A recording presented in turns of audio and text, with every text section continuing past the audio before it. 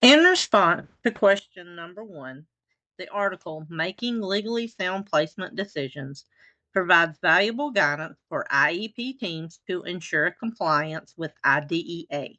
One of the main points emphasized is that placement decisions should only be made after the IEP team, including the student's parents, has met, not beforehand.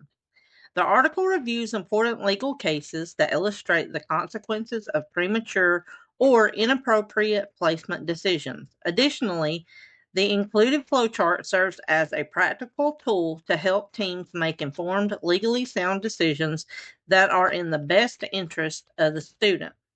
In response to question number two, as a special education teacher, my role on the IEP team is to champion students' rights while guiding the team through a lawful, individualized, and educationally sound decision making process.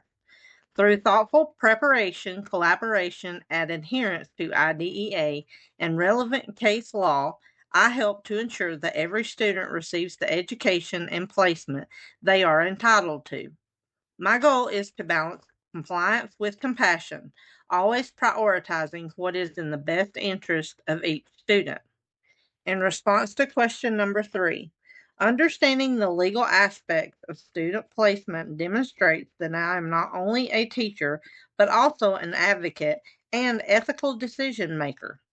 I am committed to working closely with families, building trusting relationships by actively listening to their concerns and incorporating their insights into the decision making process.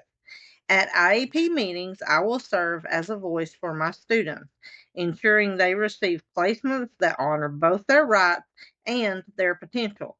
Together with the IEP team, I will focus first on developing an individualized education plan that truly reflects the student's strengths and needs. Only then we will determine the most appropriate placement. I will collaborate with families and the team to explore all options and select the least restrictive educational growth.